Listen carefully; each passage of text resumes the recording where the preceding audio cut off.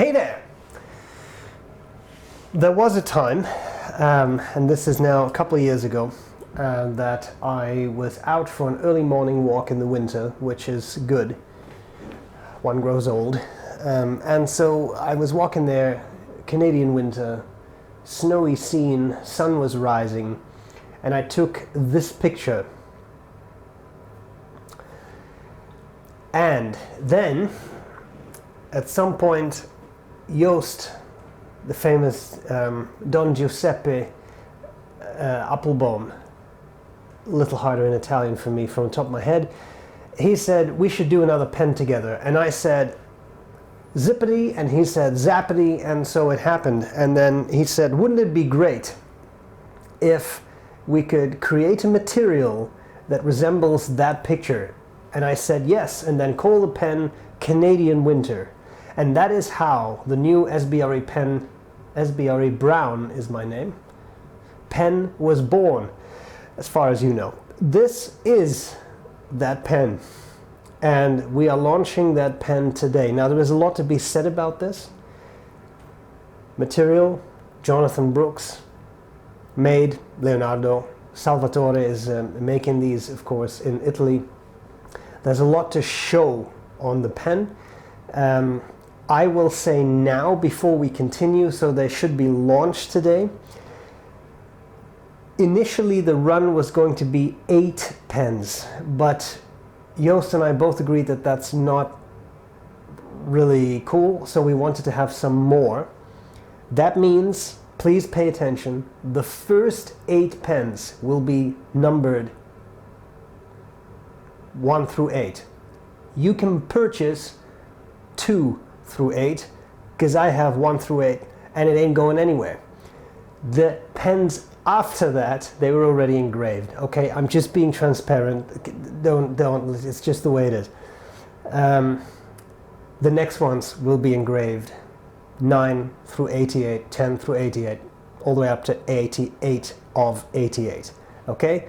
Some people will like that, other people will not. You don't have to buy the pen. Okay, let's talk about the parts of the pen. This is obviously not a review because I'm biased, so I'll give you an overview of the parts of the pen, show you the box, do all that, and I will tell you what I like about it, what I don't like about it. But obviously, that's gonna be biased. You know, that's what it's like. It's my pen. As to buying, Joost has 7 of these in stock right now. As this video is launched, 7 in stock. If you want one, immediately go. You might be able to get one of those 7. The remaining pens will be made. This is what, 81? Top of my head. 81, 8, so yeah, 7 I have, and then the 80. No, the 80. The remaining 80 because I have the 1. Okay, so it's early as I'm doing this here. It's been a long week. The other ones have to be made.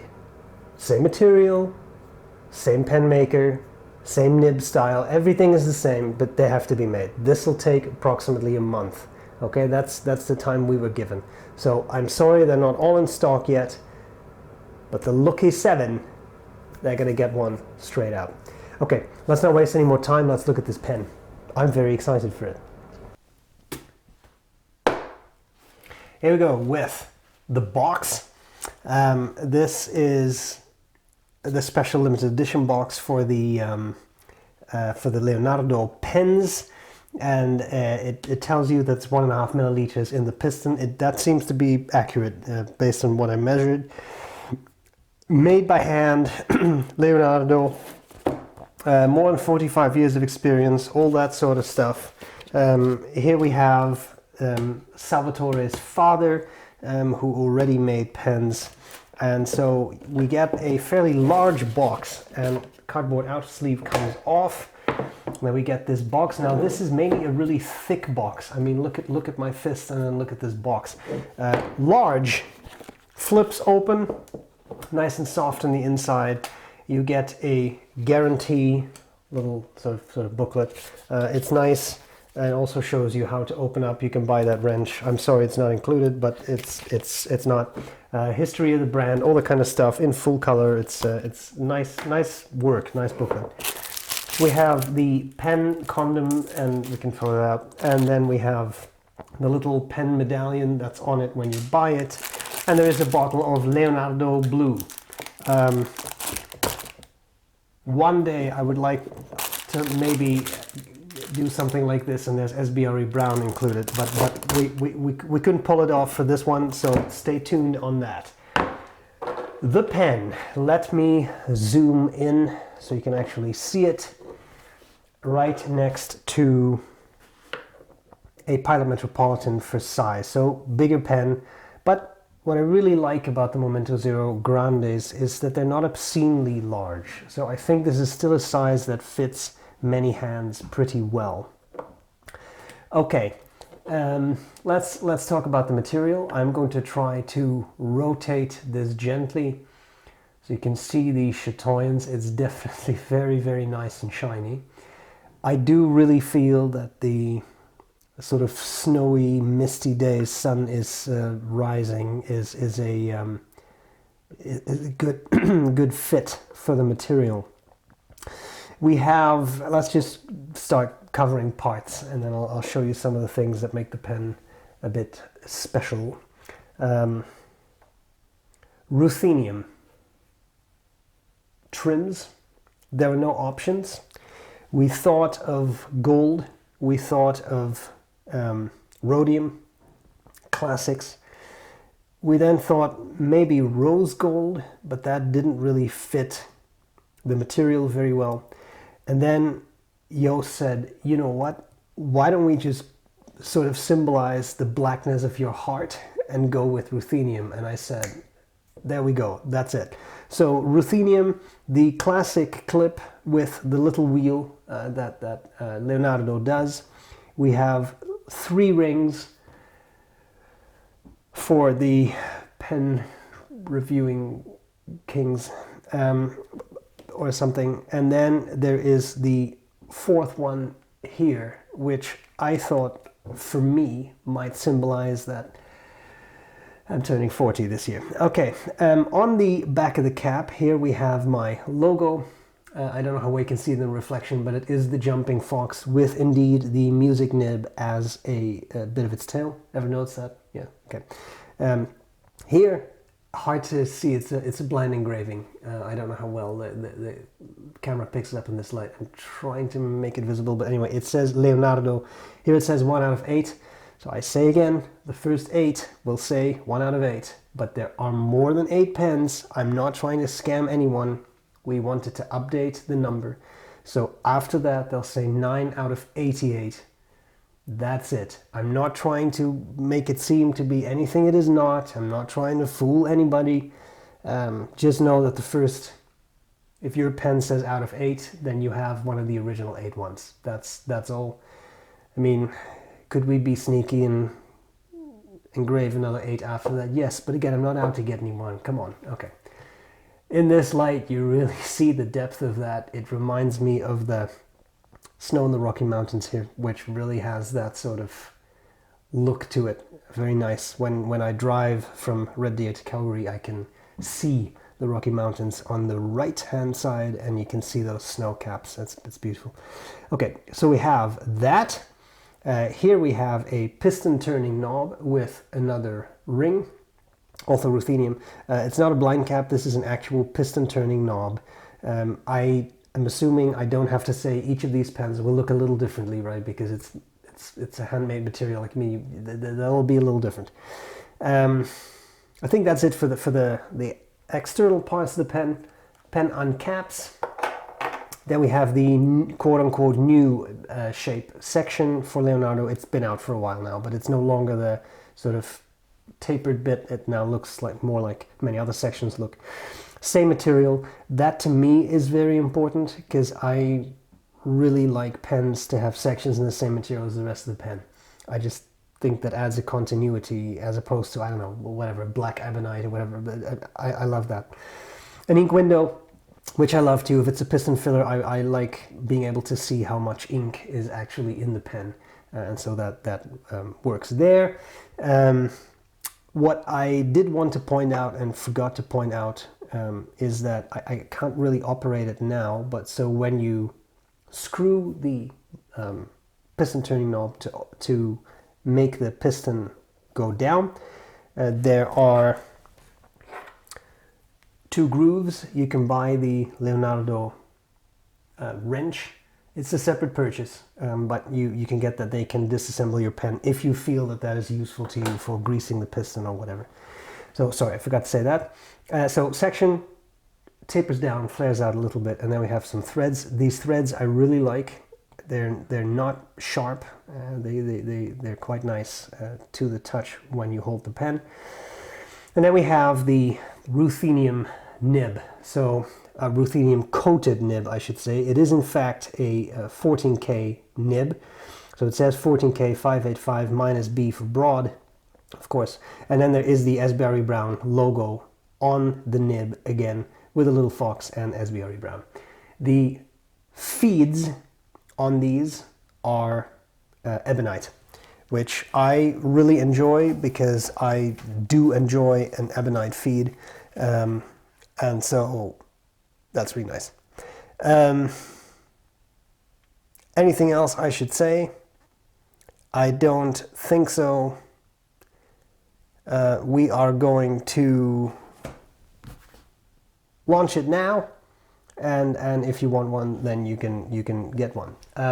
Final thing I should show is the pen does post. Maybe I should zoom out just a little bit so you can actually see that. And then you have a really nice, slightly larger pen, unposted. I think, again, for most people, really nice size too. So there we have it. Let's see how the pen writes.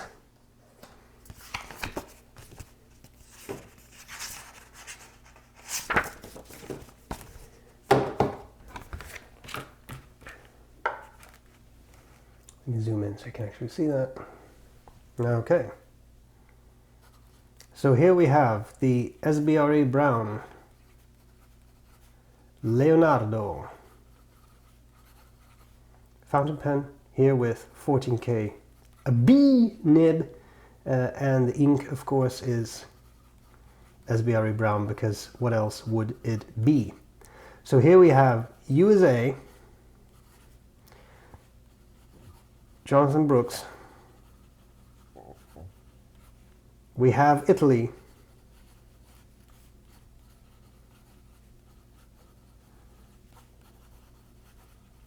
Salvatore. We have, so easy and quick to write, the Netherlands.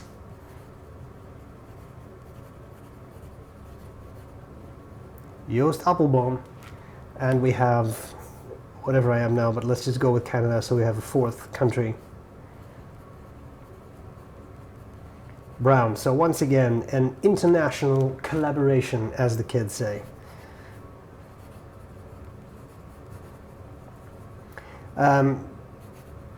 Just because I'll talk about this a bit in likes and dislikes. So ruthenium nibs, little bit, sorry, it's not a ruthenium nib, ruthenium coated nibs. That coating extends onto the tipping, and that gives a type of feedback. I really want to say it's still a very smooth nib. To me, it's a very, very pleasant writer, and I've had a lot of fun fiddling with this.